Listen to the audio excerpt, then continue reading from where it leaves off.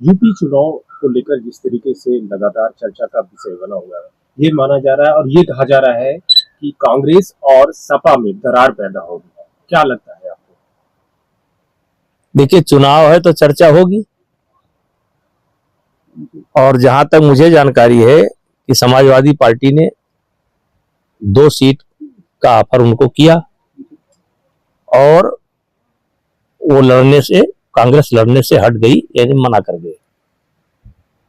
ये मेरी सोच है कि कांग्रेस इस बात को जानती है कि जिस भी सीट से कांग्रेस केवल लड़ेगी वहां चुनाव हारने की संभावना ज्यादा है। क्या लगता है? और ऐसे माहौल में कांग्रेस की आलोचना हो, कांग्रेस की भद्द पिटे, इसलिए कांग्रेस यहां उनको जो सीटें मिली थी उस पर चुनाव नहीं लड़ना चाहती है। क्या लगता है, क्या स्थिति रहेगी भाजपा की 9 सीट पे जो चुनाव में? देखिए, समाजवादी पार्टी और भारतीय जनता पार्टी के बीच में मुकाबला है और सरकार की तरफ से भी काफी प्रयास हो रहा है। मुख्यमंत्री जी का भी लगातार दौरा चल रहा है, उप मुख्यमंत्री लोग भी दौरा कर रहे हैं, संगठन भी तेजी से लगा हुआ है।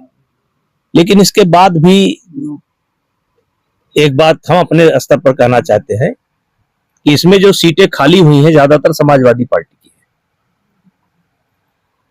तो समाजवादी पार्टी भी कि आज के परिप्रेक्ष्य में जो एक वातावरण उत्तर प्रदेश के अंदर बना हुआ है, तो समाजवादी पार्टी का वोट भी अपने जगह पर फिक्स है।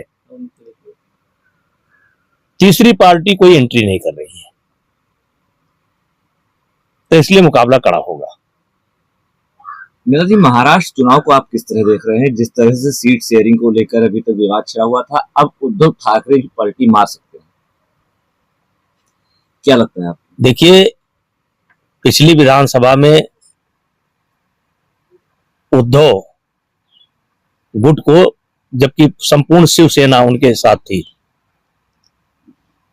उनको सीट शेयरिंग में सीट चुनाव लड़ने के लिए उनको ज्यादा मिली थी, लेकिन जीत जो है, जीते कैंडिडेट भारतीय जनता पार्टी के ज्यादा थे और वो छोड़ करके चले गए।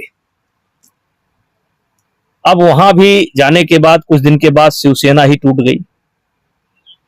अब असली शिवसेना किसके पास है, इस बात का झगड़ा चल रहा है। तो उद्धव जी को मिला कुछ नहीं। अब वहां भी कांग्रेस, एनसीपी, शरद पवार की पार्टी, उनको लग रहा है कि मेरे वोट के बल पर उद्धव जी राजनीति कर रहे हैं। उनको लग रहा है कि मेरे वोट के ऊपर राजनीति कर रहे हैं, कि लोकसभा के अंदर जो सीटें मिली हैं उनको इस बात का गुमान है कि मेरे कारण मिली है। अब एक तरीके से उद्धव गुट जो है, उद्धव जी, मतलब छटपटाहट तो उनको है, क्योंकि उधर भी मुख्यमंत्री डिक्लेयर नहीं हुए।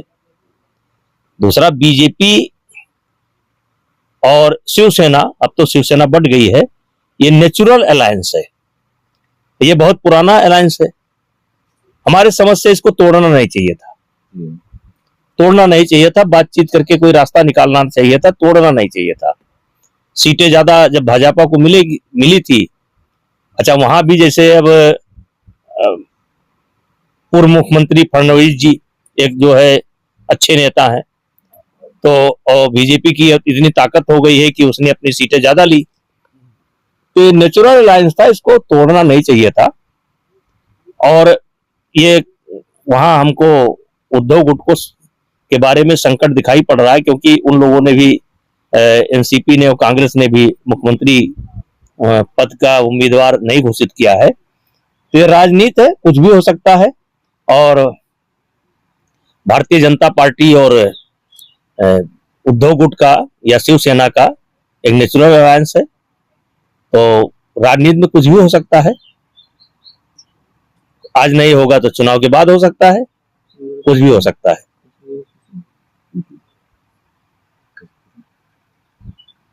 नेताजी, जैसे जब से नेशनल कॉन्फ्रेंस सरकार कश्मीर में बनी तब से वहाँ पर हमले तेज हो गए आतंकवादी। अब तक 3 हमले हो चुके हैं और खास कर हिंदुओं पे ज्यादा हमले हो रहे हैं।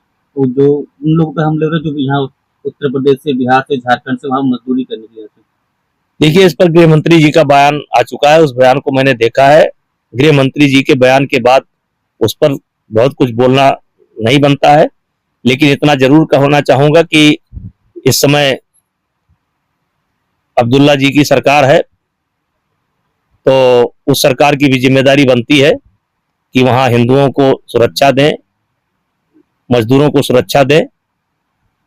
और हमने फारूक अब्दुल्ला का भी बयान सुना है, उन्होंने पाकिस्तान की बड़ी कड़ी निंदा की है। तो अब दोनों सरकारों को मिलकर के इस पर रोकथाम करना